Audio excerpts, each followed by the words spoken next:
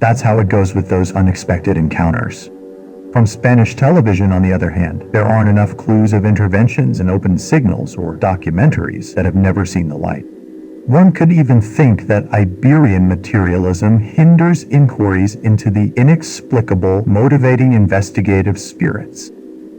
However, the Antena 3 channel of Spanish television aired in 1994 in its attempts to reveal the most remote corners of the kingdom. A quick documentary carried out by historian Javier Solís de Palazuelos and presenter Amanda Eraz. The production team ventured into the mountainous and rugged areas east of the city of Lugo, about 15 miles from the main urban center of the region after Santiago de Compostela.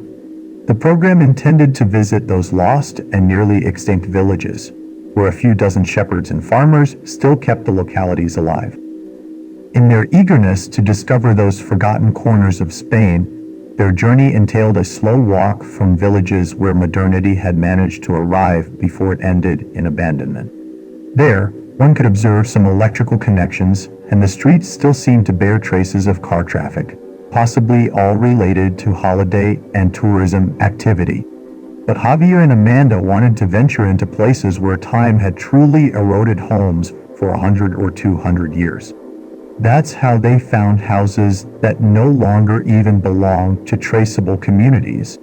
All of them at some point were part of a village, but at the time of the documentary, they were strangely isolated.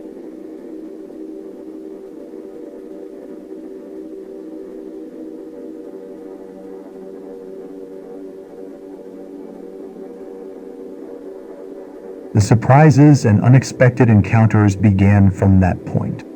Accompanied by the quite usual fog of the Galician mountains, the journalists noticed that in some of the highest points of the area, true ice plates formed, which didn't make much sense with the region's temperature. In fact, this was one of the first discoveries that was decided to be omitted from the final documentary during the same filming. Likewise, both Javier and Amanda, as well as the cameraman accompanying them, began to suffer from inexplicable dizziness and nausea. Jorge, who carried the camera, picked up these small blocks of ice more than once and noted that strangely none of them melted as they should have upon contact with a human hand, much warmer. Possibly the next day, Javier and Amanda began to shoot the scenes corresponding to the visit that would crown one of the most incredible sights lost in the mountains of Galicia. It was an old monastery with almost more than 1,000 years of history, whose only entrance seemed to be through a cave hidden among the enormous rocks. Perhaps this was planned in the context of the Arab invasion of Iberian lands. All Catholic religious figures had to keep themselves safe from any attempt of devastation in their community. After crossing the cave, the site turned out to be a wonder in the eyes of the journalists. It was not just a simple monastery, but a true sacred village where many religious congregants possibly carried out their daily activities beyond religious seclusion. In a remarkable state of devastation, chapels, a couple of watchtowers, houses and buildings that could have been used as markets or offices could still be identified. Nature had taken its toll, consuming everything in its path, as well as the low temperatures which, at higher altitudes, kept some areas covered in intact snow. It all seemed like a historical visit, full of interesting facts reflecting part of what men and women had experienced there almost 1,000 years ago. However, some strange things began to cast doubt on the theory that it was just a monastery. Inside corridors and ancient churches, Javier and Amanda found statues that at first glance could have made some reference to the Virgin Mary or angelic entities. The detail of the erosion on their figures sometimes gave the ominous sensation that their faces took on more than terrifying forms. But a thorough examination revealed something quite particular.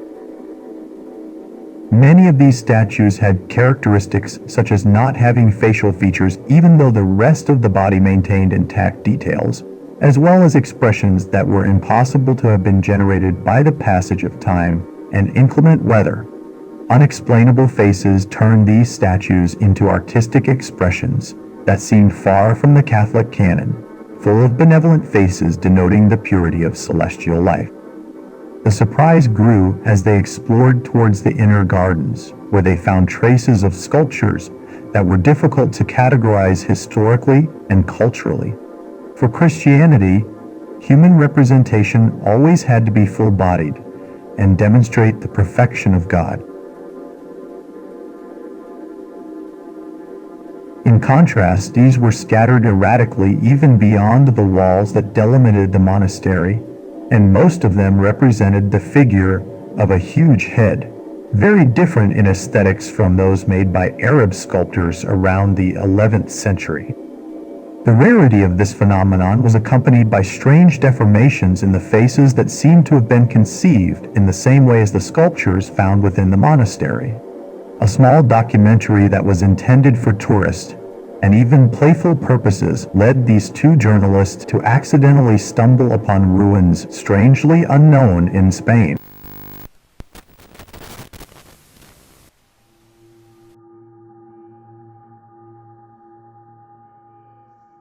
It's known that Javier Solís de Palazuelos and Amanda Arras made at least 6 mini-documentaries about different regions of Spain, which, due to low viewer interest and a tight budget, had their only airing and production in 1994. These have no digital backing on the Antena 3 website, and the one filmed in Galicia belongs to Amanda Arras's private collection, who later commented that the sculptures weren't the only strange thing they found in the mountains. Since the documentary didn't aim to address mystery or paranormal topics, Amanda requested several times to stop filming some strange things they found in the abandoned houses in the middle of nowhere. Years later, in an interview with the digital magazine Misteriosas from Zaragoza in 2009, Amanda Arras shared a series of photographs along with her testimony of what she experienced almost 15 years earlier. Although her experience didn't pose a significant problem in her life, she was greatly intrigued by the fact that what she saw there could exist without anyone being aware of it.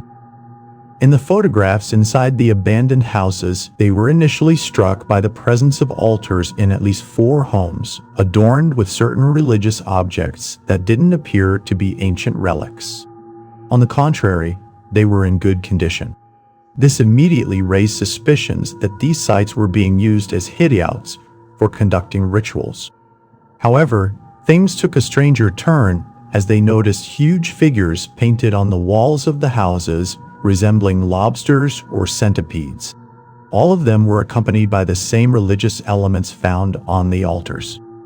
Yet the most striking discovery, of which they only took a photograph before leaving the site, was a large pulsating biological capsule hanging from the sky above a small chapel very close to the monastery hidden among the mountains.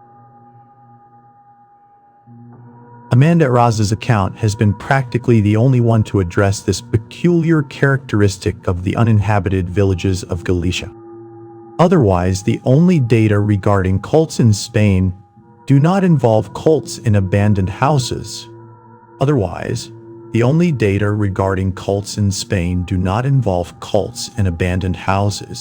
Extreme Catholic fanaticism, or any connection to insects.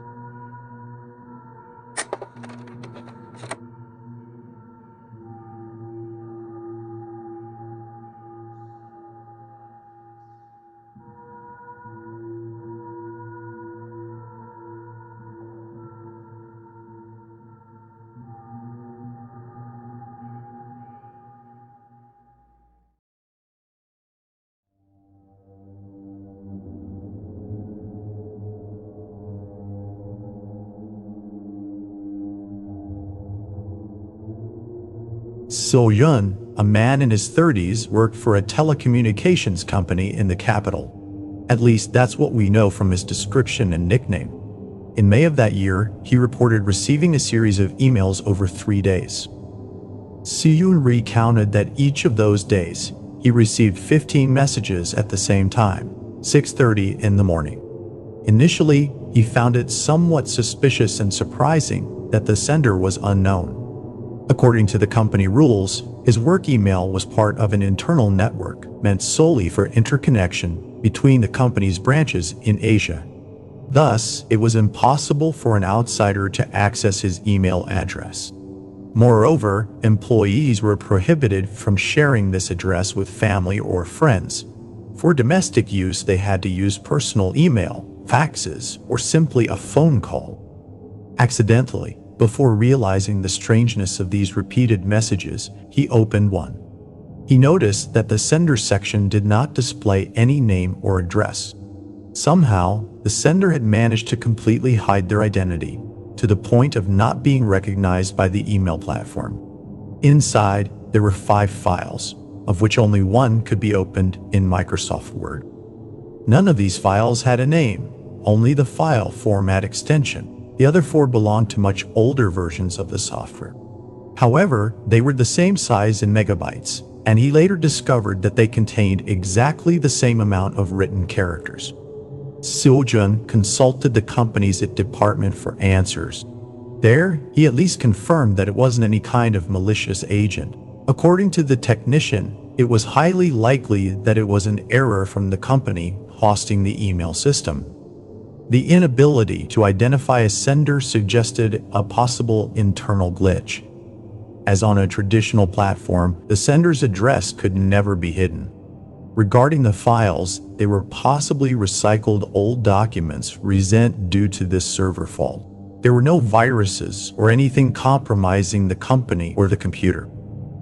Assured that Seok wouldn't get into trouble, and probably because of his keen interest in computing as shown by his forum history, he decided to forward each email to his personal address. Once there, and dedicating a Sunday morning to thoroughly review the attached files, he noticed that the creator of these documents had a name made up of a series of dashes that, at first glance, only formed a horizontal line. When he decided to open the only file compatible with his current software version, he regretted to find it was entirely written in Russian.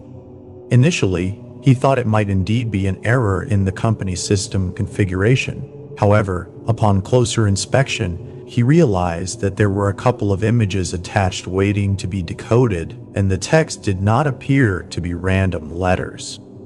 Somewhat scared by the possibility that these images contained illicit content, he copied part of the text and posted it on the forum, hoping a user would help with the translation, first explaining the text's origin and his curiosity.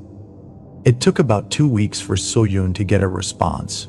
It seemed everything was in order, and indeed, the Russian text was coherent. The user who translated the text asked Seok to attach the rest of the material as it referenced photographs that were essential. However, this would take at least another month to complete. It wasn't long before Seok received an email from this forum user who had apparently finished the translation early. Surprised by the quick turnaround, he read the translator's comments, who mentioned enjoying the story Seok had found. It was odd but very interesting. Seok didn't quite understand what he meant by story, as he had emphasized that the message came from a non-existent sender. Next, I will read the content of that message, as well as display the photographs attached within the same Word file.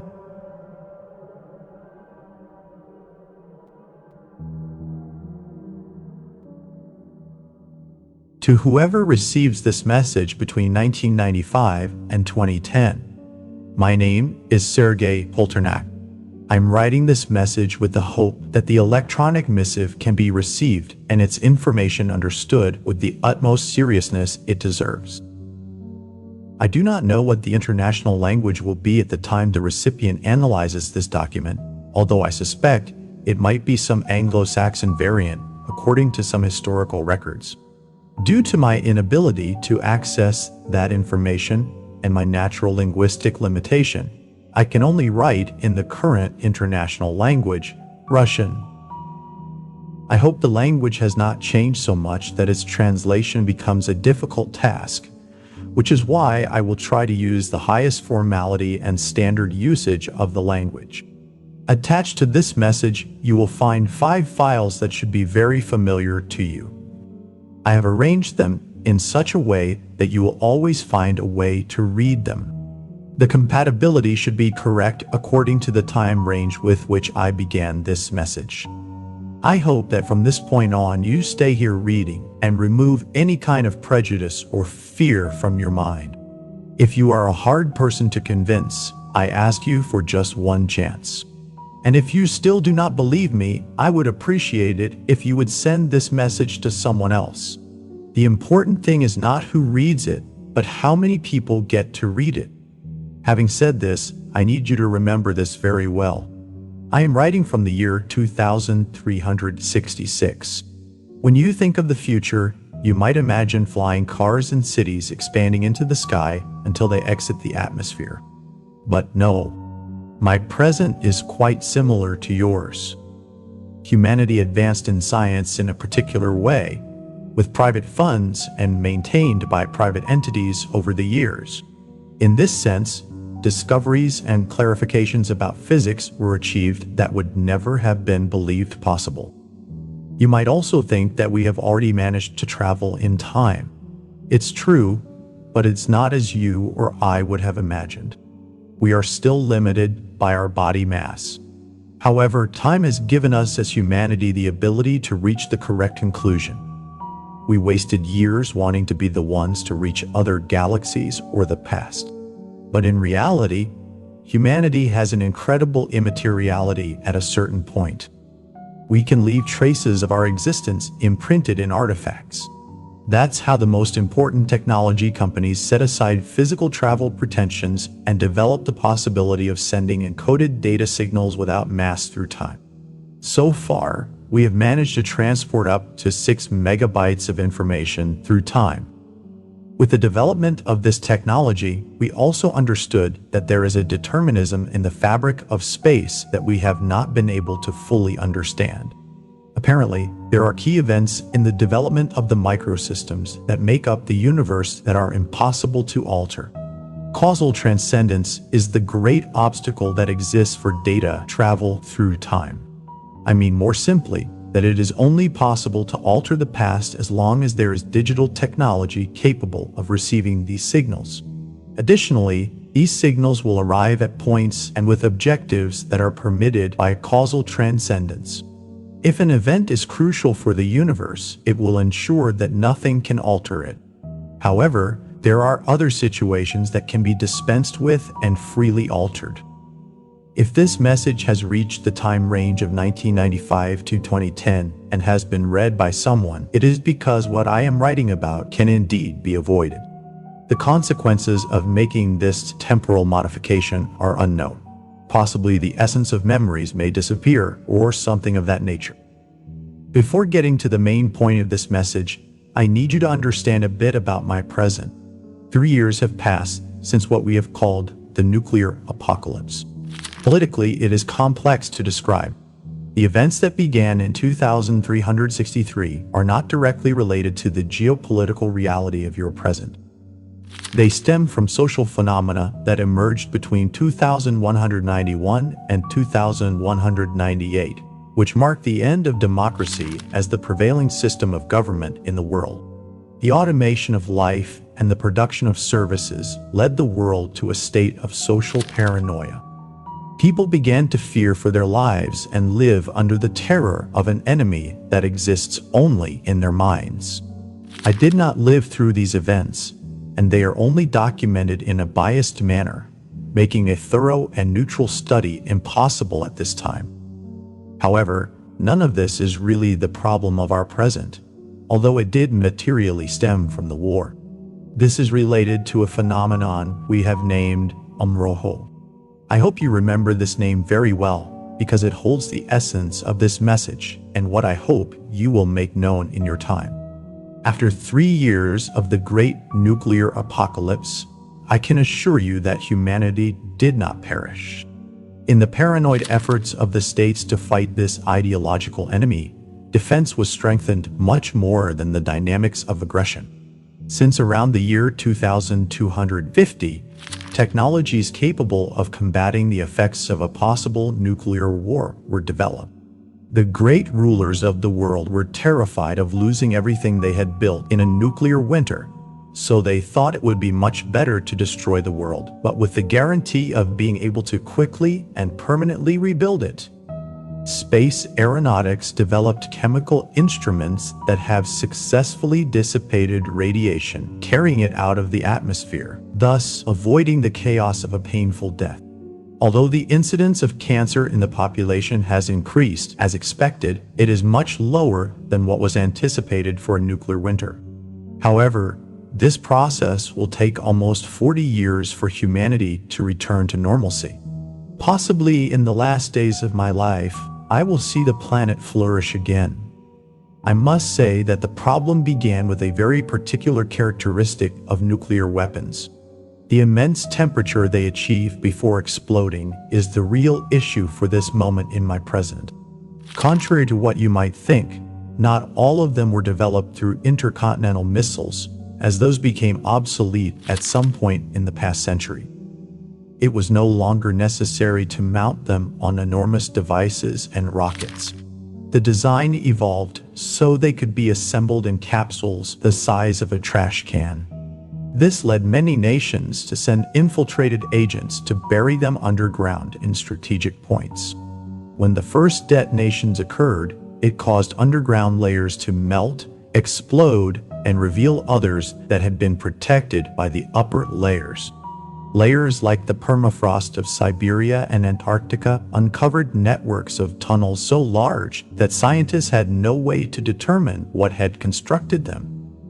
5 locations of particular interest and danger were detected, namely the Andes Mountains near the region of La Paz, Cappadocia, the Grand Canyon, the Sahara Desert, and Antarctica. From those points, creatures as enormous as dinosaurs were seen, similar to moths, but with indescribable mutations for biology. These creatures have terrorized many cities and continue to do so. They have caused horrendous diseases, even with worse results than the effects of radiation-induced cancer. Hospitals have collapsed due to strange cases where men and women have arrived with enormous protuberances on the back of their necks, which have exploded after a few days, turning the bodies into hosts for these giant insects. Since those events, the economy began to collapse in ways we had never seen before. Not even the nuclear apocalypse devastated the world as much. The economic cost of fighting these creatures has been something humanity was never prepared for. For this reason, some of us have started building homes at least 800 meters underground. Many people have moved to old mines, adapting the tunnels to convert them into living spaces under the constant risk of a collapse. Humanity has abandoned outdoor activities, and not because of the effects of radiation, which remain controlled. Academic reports from the universities that have survived since the crisis of 2190 suggest that, at the current pace of work, developing vaccines for the infections caused by these enormous moths will not be effective for another 15 to 20 years. Humanity does not have more time. There are traces in what we call the dead internet of the Roche phenomenon, but not much is known about it. The global interconnection project called the Internet underwent severe changes due to its failure in 2150 and the digital compatibility crisis. However, from there, we have managed to find traces of the origin of this chaos. Throughout history, there have been countless sects that have worshipped an entity that manifests as a colossal moth. Each of these groups has created underground tunnels that reach critical layers of the earth. It is unknown how they have resisted the high temperatures, but there is evidence, which I will attach here, showing how this infection has enabled the human body, controlled by these creatures, to withstand extremely high ambient temperatures. However, upon direct contact with fire, they seem to perish. It is a chemical reaction not yet fully understood. Whoever has the chance to read this message has an ethical duty to humanity to make the Roche phenomenon known so that the authorities can take charge of these sects, which must exist by the thousands in every corner of the world. It is possible that many people act under the psychic coercion of this phenomenon and do not even need a sectarian group to act according to Amrohoja's orders. However, the more people know about this, the higher the probability of eradication becomes. We implore you to spread this information to as many people as possible. It does not matter if you believe this or not. There will be a world 300 years after you that will thank you despite all its imperfections. We need everyone in your time to talk about Amrohoj and understand this phenomenon so that none of this happens.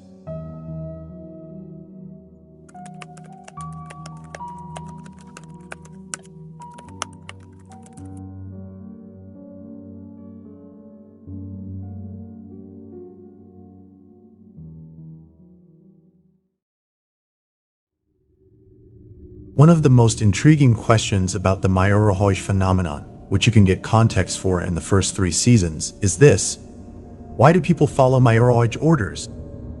From a rational perspective, this question could be answered as a kind of collective psychotic hysteria. It's not the first and won't be the last time that people become obsessed with a delusional figure or idea with divine characteristics. Whatever the force of Mayorahoj may be, it seems to provide satisfactory answers about life. There is something common among the victims of this entity: the reason for existence. It often happens in deep depressive states or personality disorders that people lose their life expectations and normal self-concept. These people become ill concerning themselves and their internal relationship with the world. This leads them to believe in forces that come to give an answer to their lives. The horror of life's meaning, when reflected upon at levels our mind usually avoids to protect us from annihilating anguish, appears as an attack on our natural despair. Psychiatrists and psychologists who have interviewed the survivors of this phenomenon, which seems to be more widespread than suspected, have found some clues explaining this belief in Mayorahoj. From this physical and mental infection, 3 types have been identified. First, those who are implanted with parasitic larvae, which transform them into horrendous creatures within a couple of days and don't survive long. In their frenzy to dig into the depths of the earth, they end up destroying their fragile bodies. The second group consists of those who have been partially infected and act according to an unconscious desire implanted in their minds. These individuals, if not drawn to fire and inciting disasters, violently explode upon contact with extremely hot surfaces, often resulting in a fire that consumes them. Finally, the third group comprises those who, having received a mystical revelation from Mayorahoj, begin to gather like a hive, forming the infamous cults. In these places, groups isolate themselves from the rest of the world, dedicating themselves entirely to digging the ground in search of their saviors. These creatures are unearthed and revered with the intent of bringing them back to life. This third group includes cases that have remained alive and intact to date. It is suspected that their violent emergence won't occur until the larvae implanted in their bone marrow trigger a response from their immune system. Testimonies from Thailand, Peru, and the United States reflect and describe what drives them against their will, even years after being isolated from the cults. Manup Suuk was a 43-year-old man when the Thai police dismantled the cult in Narathiwat province. He, along with 2 other men, were the only ones found alive. According to the investigations conducted at the mansion on the large estate, it was determined that these 3 men were responsible for overseeing the great sacrifice of nearly 200 cult members. Manup Suuk was the only one of the 3 who was mostly cooperative when interrogated by the police. Unlike the other 2, he was the only one mentally capable of answering questions and understanding the situation he faced. His companions, however, refused to provide information and constantly repeated probable mantras learned during their time on the estate. Manup Suuk provided crucial information about the dynamics that had remained hidden for nearly 2 years in a sparsely populated area of Thailand. It all began in 2002 when a foreign family bought vast hectares in Narathiwat to accommodate the mansion where the rest of the members would live. They started by seeking out terminally ill individuals from nursing homes and men and women in severe depression from psychiatric hospitals. Ensuring that none of these individuals had known or registered family members, they claimed their care to take them to the estate, where they were instructed in the doctrine of salvation. Since Mayarohoid preyed on the minds of those with the greatest vulnerabilities, the first followers were merely puppets, vessels to make the inoculation of the larvae possible. Manup Suuk did not know where the larvae inoculated into all the members came from. He assumed it was some type of medicine from a neighboring country. Over time, this cult gained a certain reputation in the locality as a kind of shelter. The local residents, grateful for this social good deed, began to join the group, no longer as sick and terminally ill individuals, but as active cooperators in spreading Mayarohoi's message. Inside, Manup Suuk recounts the family, possibly of Chinese origin, frequently took cult members to the sacred room, a place only they could enter. Investigations revealed that this room was a large operating theater with excellent equipment used to create mutations between humans and giant moths, which were kept in cages in underground rooms. The results of these experiments were the creation of humanoids with extreme strength, capable of digging tunnels for hours to depths impossible for ordinary people without professional equipment. Records of these creatures exist only in Manup Suuk's testimonies and the investigations conducted in the operating theater.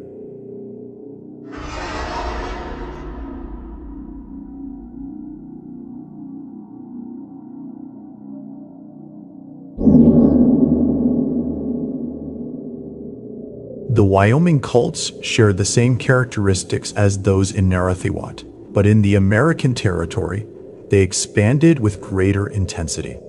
Taking advantage of the vast land in one of the least populated states in America, the cults remained hidden for several decades on various farms scattered among the prairies and mountains. However, unlike the case in Thailand, these cults were characterized by a malicious and intentional combination with the Christian tradition. They also targeted farmers, people of limited means, and primarily the mentally ill. These cults were led by false French monks, some of whom were fugitives from justice in Europe. Amanda Keller, 22 years old in 1991, was one of the survivors of the abduction she and her family fell victim to that year. She testified about how one night, the house where she lived with her parents was invaded by a swarm of abnormally large moths.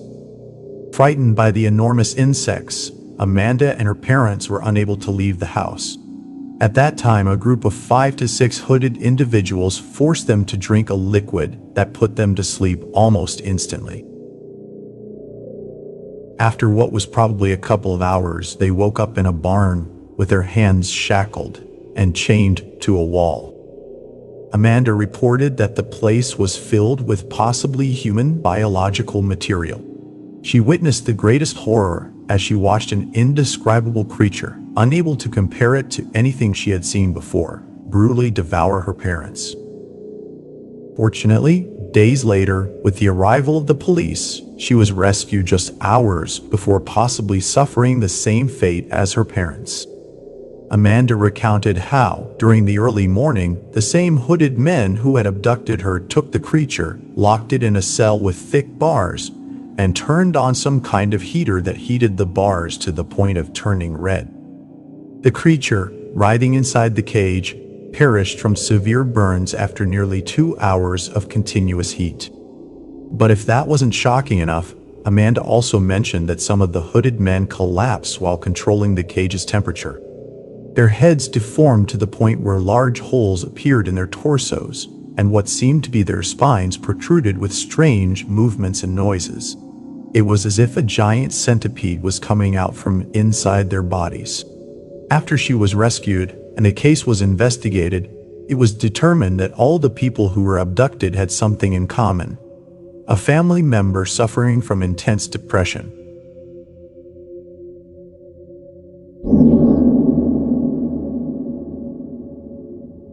The case of the town of Telecuno on the Peruvian-Chilean border takes on more curious tones. There, no sect unfolded in the name of Mayorahoj. Instead, the phenomenon was described by historians and anthropologists as an ancient legend from the deep Andean desert. Arturo Pumakaha Kasha, a resident of Telecuno, told a Chilean newspaper in the city of Arica in 1999 that after the natural plague of insects that occurs at the end of spring, especially that year, something different had occurred. Beyond the strange occurrence of millions of moths nesting on rooftops, that year, the inhabitants witnessed how these creatures did not perish with the onset of summer. On the contrary, some survived and grew to unusual sizes.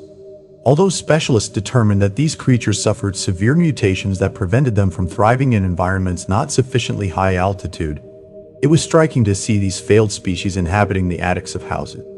In the northern Chile and southern Peru regions, raising exotic animals has been common, so the inhabitants of Telecuno didn't perceive these creatures as a threat.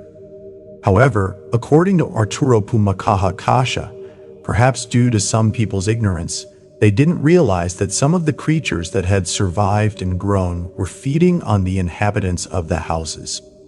Arturo mentioned that his neighbor decided to capture one of these creatures to domesticate and use it for personal defense in his garden. Unfortunately, a couple of days later, he found his neighbor lying on the floor with that creature clinging to his back. Arturo never knew what the police or doctors did with that creature because, as his neighbor's widow mentioned, they couldn't bury him properly since the body wasn't in suitable condition to be placed in a regular coffin.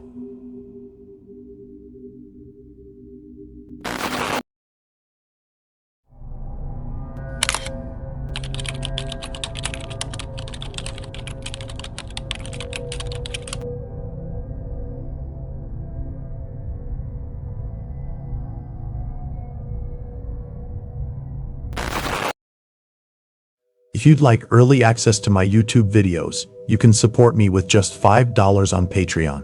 There, you'll also have access to some exclusive videos. Additionally, you can purchase channel merchandise on my Etsy store. Please visit and take a look. I would greatly appreciate it if you could comment, leave a like, and help spread the word about the channel to expand our community.